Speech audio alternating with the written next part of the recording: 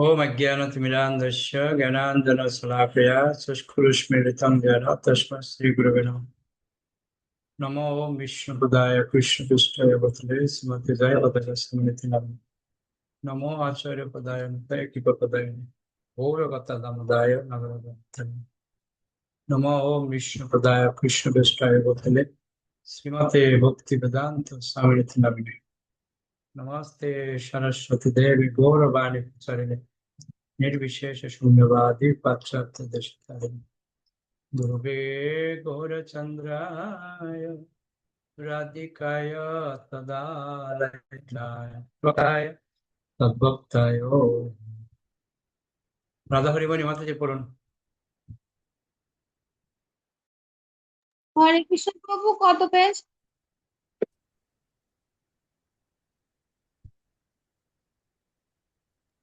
276।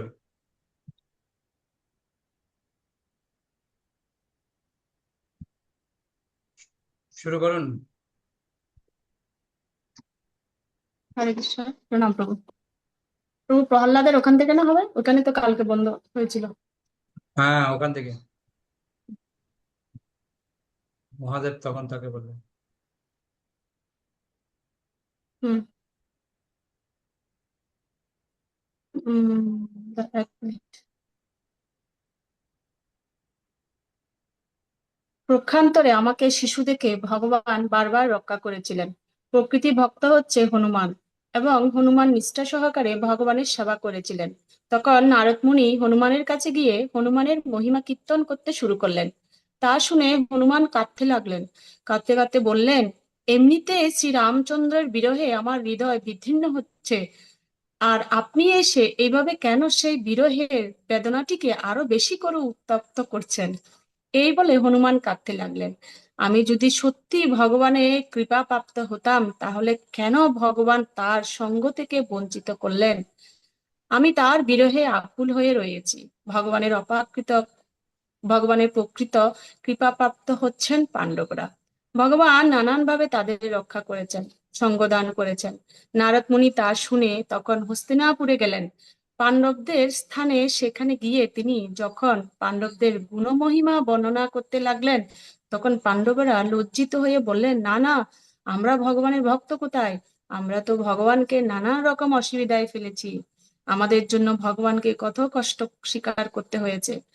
আমাদের তিনি বিপদ থেকে কতবার রক্ষা করেছেন। ভগবানের প্রকৃত আপনজন, প্রকৃত কৃপাপ্রাপ্ত হচ্ছেন যাদবেরা। তারা ভগবানের এতই ঘনিষ্ঠ, ভগবানের এতই প্রিয় যে ভগবান তাদের নিজের আত্মীয় বলে মনে করেন। নারদ মুনি তখন দ্বারকাতে গেলেন যাদবদের ভক্তি দর্শন করতে। তিনি সুধর্ম সবাই গিয়ে যাদবদের ভক্তির মহিমা বর্ণনা করতে লাগলেন। তখন তারা বললেন যে শ্রেষ্ঠ ভক্ত হচ্ছে উদ্ধব। তখন নারদ মুনি উদ্ধবের দর্শনের জন্য কৃষ্ণের প্রাসাদে অন্তঃপুরে গিয়ে উদ্ধবের মহিমা কীর্তন করতে লাগলেন। তখন উদ্ধব বললেন, না না, আমি ভক্ত কোথায়?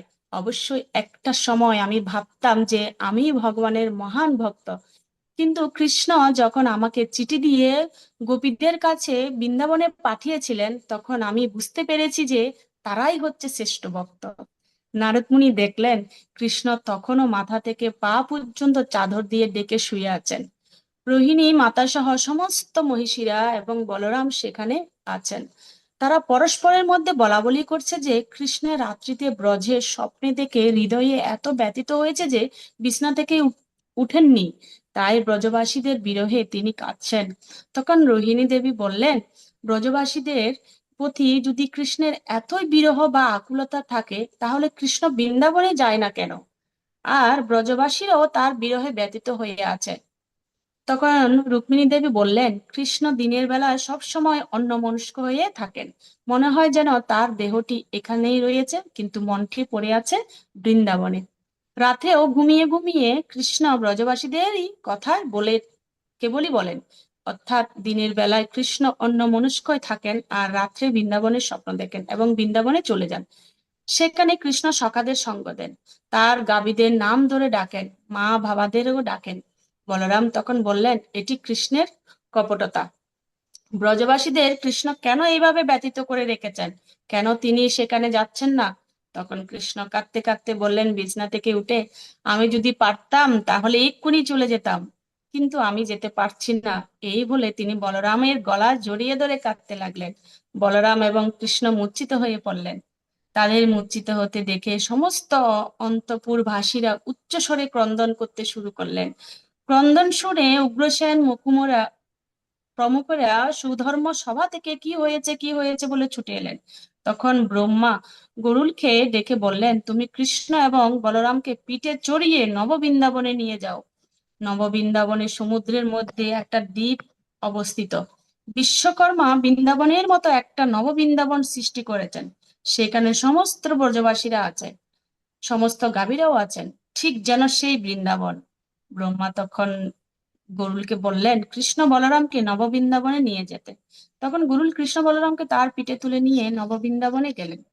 বলরাম মূর্ছাভঙ্গ হলে ব্রহ্মা বলরামকে বললেন কৃষ্ণকে গোপ বেশ পরিয়ে দিতে। বলরাম কৃষ্ণকে গোপবেশ পরিয়ে দিলেন, অর্থাৎ হাতে তার মোহনবাসী, পরনে পীতাম্বর, মাথায় শিশির পুচ্ছ, গলায় মাথায় ধারা কৃষ্ণকে সাজিয়ে দিলেন, গলায় মালার ধারা কৃষ্ণকে সাজিয়ে দিলেন, ঠিক গোপ বেশ। বলরাম তখন কৃষ্ণকে ডেকে তুললেন। কৃষ্ণ ঘুম থেকে উঠলেন, উঠে দেখলেন সূর্য তখন মধ্য গগনে। কৃষ্ণ বললেন, আমি কি এতক্ষণ ঘুমিয়েছিলাম?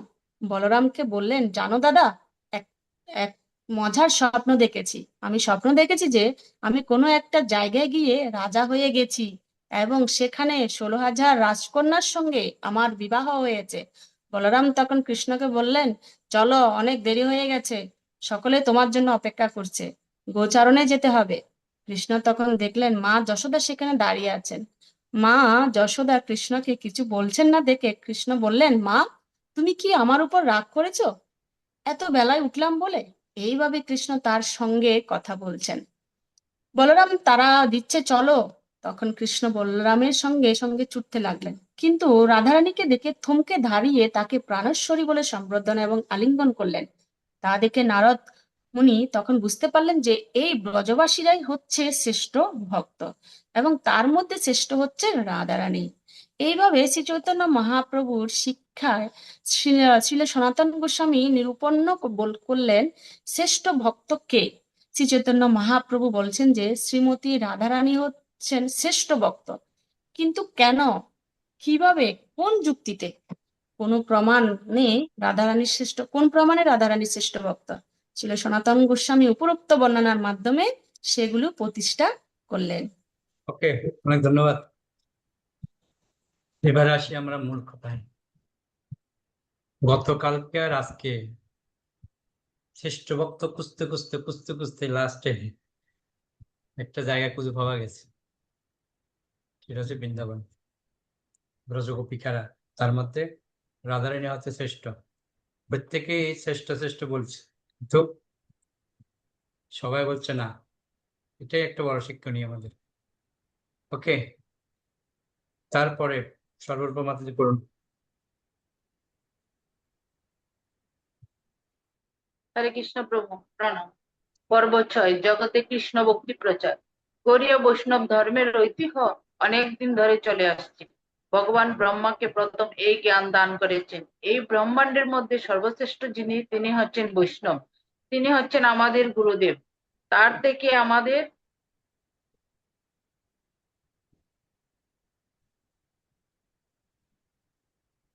তার থেকে আমাদের সম্প্রদায় ব্রহ্ম সম্প্রদায় শুরু হয়েছে। তারপর এইভাবে ব্রহ্মা থেকে মহান ভগবত ভক্ত নারদ মুনি এসেছেন ব্যাসদেব, যিনি সমস্ত বৈদিক শাস্ত্রগুলি রচনা করেছেন। এইভাবে ক্রমান্বয়ে ব্যাসদেব থেকে মধ্বাচার্য এবং শ্রী চৈতন্য মহাপ্রভু এসেছেন। শ্রী চৈতন্য মহাপ্রভু থেকে রূপ গোস্বামী, সনাতন গোস্বামী, রঘুনাথ দাস গোস্বামী এসেছেন। শ্রী চৈতন্য মহাপ্রভু যে অমূল্য সম্পত্তি আমাদের দান করতে এসেছিলেন, সেটি তিনি সারা ভারত জুড়ে প্রচার করেছেন। আজ থেকে 500 বছর আগে এই পৃথিবীতে চৈতন্য মহাপ্রভু যখন ছিলেন, তখন সারা ভারত জুড়ে কৃষ্ণ ভক্তির প্রচার হয়েছে। তার মানে গোটা ভারতবর্ষ তখন কৃষ্ণনগর ছিল। কিন্তু কালক্রমে মহাপ্রভুর অকপটের পর ধীরে ধীরে মহাপ্রভু প্রবর্তিত পন্থাটি হারিয়ে যায় বা লুপ্ত হয়ে যায়। সেই সঙ্গে শ্রী চৈতন্য মহাপ্রভুর ধামও লুপ্ত বা লোকচক্ষুর অগোচর অগোচর হয়ে গিয়েছিল। লোকেরা ভুলে গিয়েছিল, লোকেদের চোখের থেকে আড়াল হয়ে গিয়েছিল। তখন মহাপ্রভুর নাম করে কতগুলি সুবিধাবাদী স্বার্থান্বেষী মানুষ নিজেদের মন গড়া মত প্রচার করেছিল। তারা মহাপ্রভুর নাম করে যত সমস্ত কদর্য আচরণ করত, ফলে কোনো সভ্য রুচি মার্জিত ব্যক্তি মহাপ্রভুর অনুগমন করত না।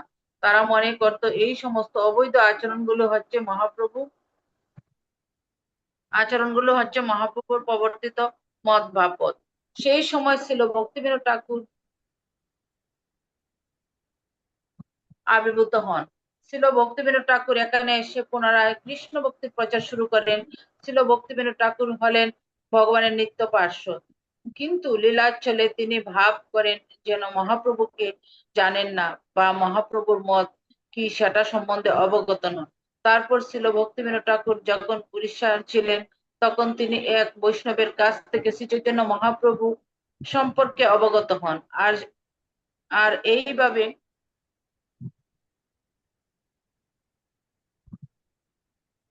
এইভাবে তিনি শ্রী চৈতন্য মহাপ্রভুর প্রতি আকৃষ্ট হন। কিন্তু তখন শ্রী চৈতন্য মহাপ্রভু সম্বন্ধে কোনো গ্রন্থ পাওয়া যেত না। অনেক খুঁজে খুঁজে অবশেষে তিনি একখণ্ড শ্রী চৈতন্য চরিতামৃত প্রাপ্ত হন। সেই গ্রন্থটি পড়ে ছিল ভক্তিবিনোদ ঠাকুর এত মুগ্ধ হন যে তিনি শ্রী চৈতন্য মহাপ্রভুর মতটি প্রচার করতে সর্বতোভাবে বদ্ধপরিকর হন। তিনি স্বয়ং মহাপ্রভুর শিক্ষা ও মহাপ্রভু সম্বন্ধে লিখতে শুরু করেন এবং গ্রন্থগুলি চাপাতে শুরু করেন। এইভাবে ছিল ভক্তিবিনোদ ঠাকুর শ্রী চৈতন্য মহাপ্রভুর যে সংকীর্তন আন্দোলন এবং যে স্বধর্ম শিক্ষা সেটি পুনরায় স্থাপন করেন। কিন্তু ছিল ভক্তিবিনোদ ঠাকুর তখন ছিলেন একজন অত্যন্ত উচ্চপদস্থ রাজকর্মচারী, তাই ততটা সময় ছিল না। কিন্তু তা সত্ত্বেও তিনি প্রচুর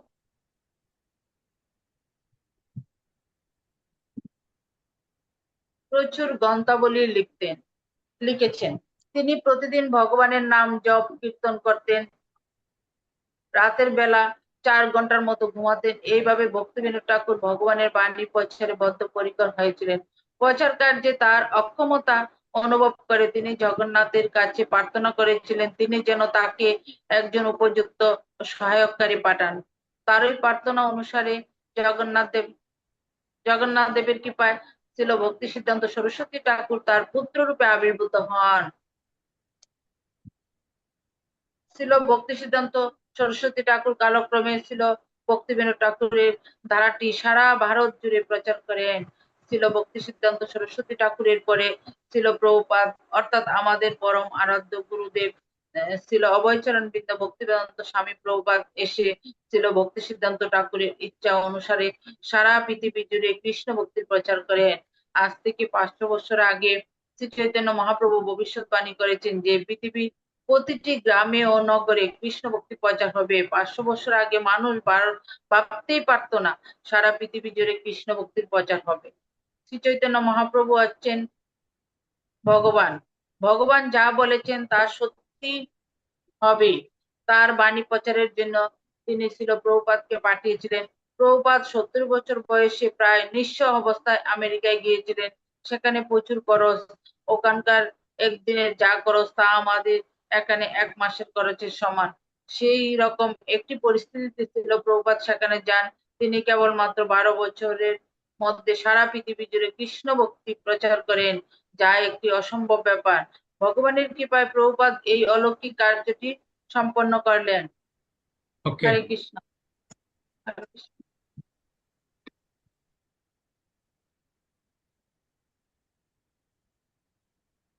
অনেক ধন্যবাদ। এখন আমরা একটু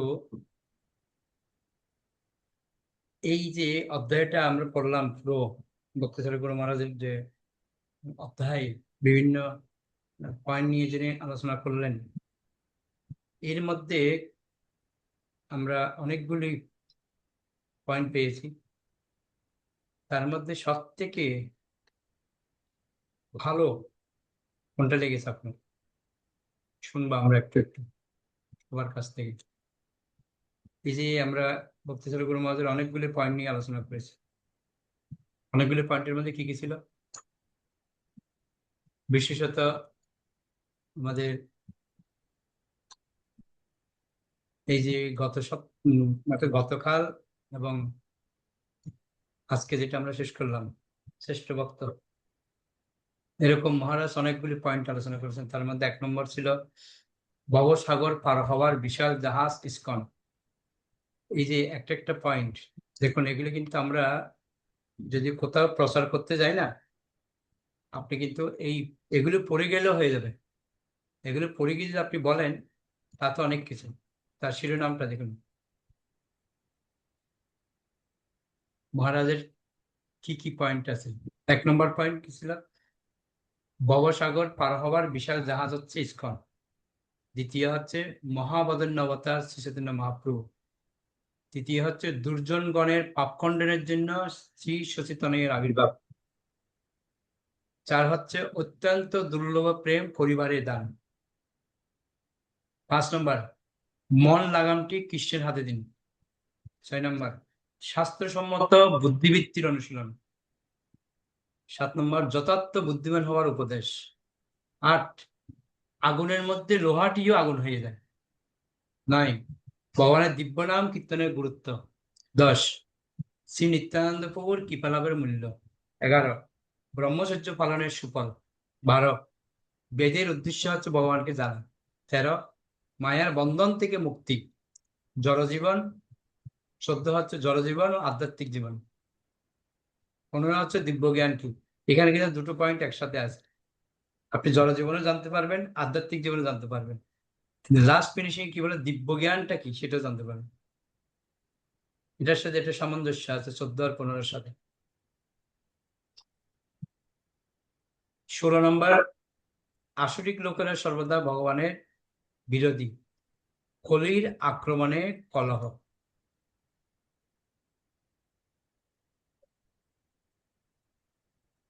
18 হচ্ছে শ্রীকৃষ্ণ উন্মুখ হতে প্রয়োজন পরমাত্মার সাহচর্য। 19 অনুমাত্র ভিন্ন দর্শনে মহাভয় জাগবেই, করি নিত্য আনন্দের পথ নির্দেশ। 21 ভাগবত থেকে আত্মীয়তাবোধ জাগে। এটা একটা খুব সুন্দর পয়েন্ট। 22 নম্বর মহাভারতের শিক্ষা। এটাও আর একটা খুব গুরুত্বপূর্ণ পয়েন্ট। মহাভারত থেকে আমরা কি শিখতে পাই, এক সংক্ষেপে আপনি মহাভারত কিভাবে তুলে ধরবেন, কি শিক্ষা আছে মহাভারতে, খুব সুন্দর পয়েন্ট আছে 22 নম্বর। 23 ভগবানের নামের বিশেষত্ব যে কোথায়। 24 রায় রামানন্দ সংবাদ। সবচেয়ে আমার মনে হয় এই বইটার মধ্যে আকর্ষণ রায় রামানন্দ সংবাদের মধ্যে আছে, অনেক সুন্দর গুরুত্বপূর্ণ পয়েন্ট আছে। তারপর হচ্ছে শ্রী শ্রী জগন্নাথ দেবের প্রকাশ, জগন্নাথ দেব কি করে আসলেন জগতে, তারও কিছু তুলে ধরা হয়েছে। সেই সাথে আছে জগন্নাথ দেবের সাথে সম্পর্ক হচ্ছে রথযাত্রা। রথযাত্রার উৎসব হচ্ছে ভগবানের করুণার প্রকাশ 26 নম্বর। 27 হচ্ছে সৃষ্টির আদিতেই বৈষ্ণব ধর্ম, বৈষ্ণব ধর্ম সৃষ্টির আদি থেকে ছিল। 28 হচ্ছে বৈদিক ধর্মের পুনর্জাগরণ। 29 শ্রী চৈতন্য মহাপ্রভুর আবির্ভাবের কারণ। 30 হচ্ছে রাগানুগ ভক্তি। আমরা রাগানুগ ভক্তির প্রতি আসক্তি হয়, কিন্তু এখানে স্পষ্ট বলেছে রাগানুগ ভক্তি কি, কারা আসক্তি হবে, কিভাবে আসক্তি হওয়া উচিত, হঠাৎ করে যদি রাগানুগ ভক্তি স্তরে যায় পরিণাম কি হতে পারে। খুব সুন্দর রাগানুগ ভক্তি নিয়ে অনেক কিছু ব্যাখ্যা করা হয়েছে। তারপর হচ্ছে আরো আকর্ষণ ছিল 31 নম্বর।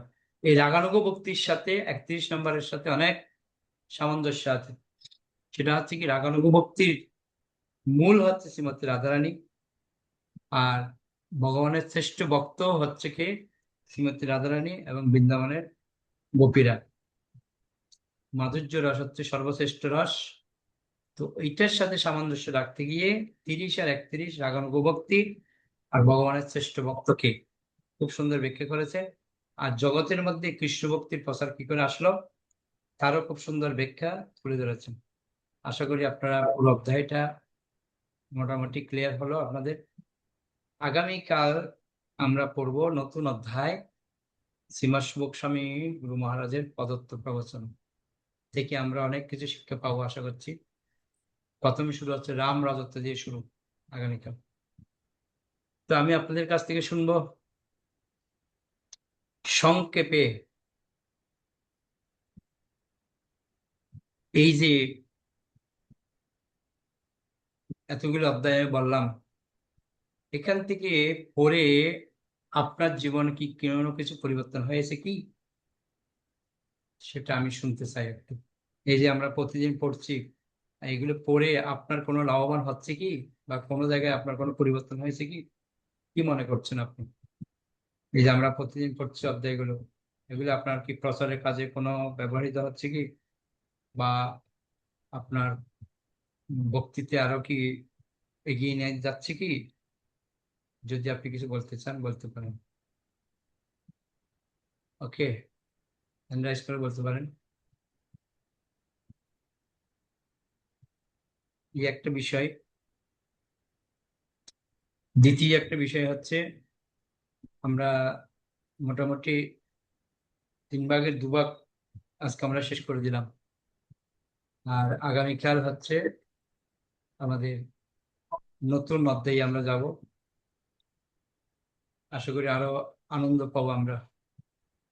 তো সেই সাথে সাথে আপনাদেরও একটু অবগত হতে হবে। এই যে আমরা অধ্যায়গুলো পড়ছি সেটা বড় কথা না, ওখান থেকে নির্দেশটা কি নিতে হবে সেটা হচ্ছে বড় কথা। আমরা তো পড়ে যাচ্ছি, কিন্তু নির্দেশ কিছু নিচ্ছেন কি, সেটা আগে একবার চিন্তা করুন।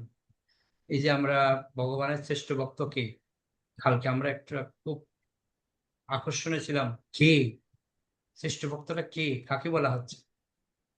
আজকে যখন দেখলাম যে না, সত্যিই আমরা যাকে চিন্তা করেছিলাম সে হচ্ছে শ্রেষ্ঠ ভক্ত। যা আগের দিন রাগানুগ ভক্তির ক্ষেত্রে সেটা আলোচনা করা হয়েছে। আশা করি আপনারা বুঝতে পারছেন ভক্তির যে সর্বশ্রেষ্ঠ পন্থা সেটা হচ্ছে রাগানুগ ভক্তি।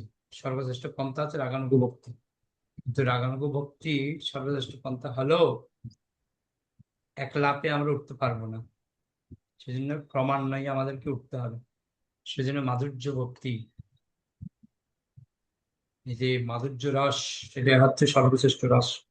তো সেই স্তরে যেতে গেলে আমাদের বিভিন্ন স্তরগুলি অতিক্রম করতে হবে। আমি আজকে বলছিলাম যে ক্লাসে, যে আমাদের আদৌ শ্রদ্ধা, তত সাধু সঙ্গ, তত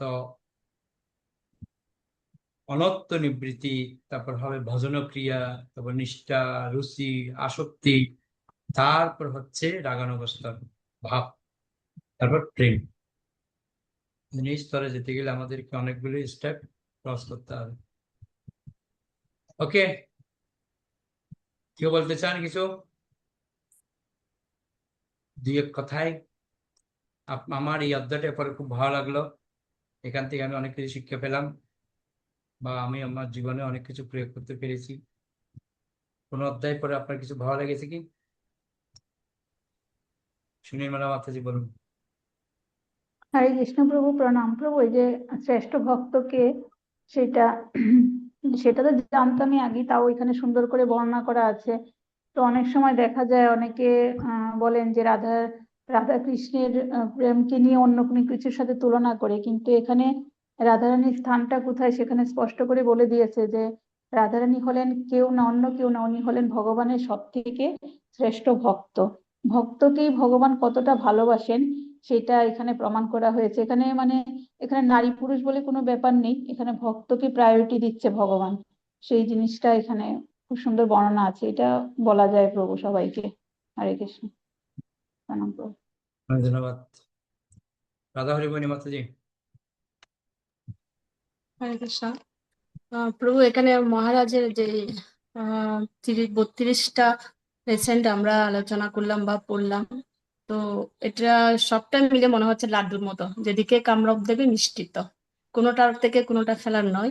তার মধ্যে যেটা হচ্ছে আমার একটা জিনিস, সৃষ্টির তত্ত্বটা যেটা বুঝালেন ওখানে বিশ্বনাথ ঠাকুর একটা তুলে ধরেছেন, এটা খুব ভালো লাগলো। এবং ভক্তি বিনোদ ঠাকুর এবং মহাপ্রভু যে ভবিষ্যৎবাণী করে গেছেন, ওই জিনিসটা ওইখানে ভালো লাগলো। আরেকটা হচ্ছে যে ভক্তের কথা বলা হচ্ছে, ওই এপিসোডটা খুব ভালো। কেননা আমাদেরকে, বিশেষ করে আমি বলি আমার কথা, যখন বলে আপনাকে দেখে ইসকনের ভক্ত, তখন খুব মনে হয় হ্যাঁ আমাকে ইস্কনের ভক্ত বলছে, ও আপনি মায়াপুরে থাকেন, এরকম একটা মনোভাব সেই মুহূর্তে আরো বেশি কেন বুকটা ফুলে ওঠে। কিন্তু এখন দেখছি সেই ভক্ত বললে না আর ভক্ত বলা যাবে না, মানে এটা মন থেকে আমি ব্যক্তিগতভাবে বুঝতে হবে যে কালকে থেকে আর ভক্ত না, মানে দাস অনুদাসটা এটা আমাদের মাথায় ঢুকিয়ে নিতে হবে। মানে এই জিনিসটা আমি খুব উপলব্ধি করলাম এই ক্লাস থেকে। হরে কৃষ্ণ প্রভু।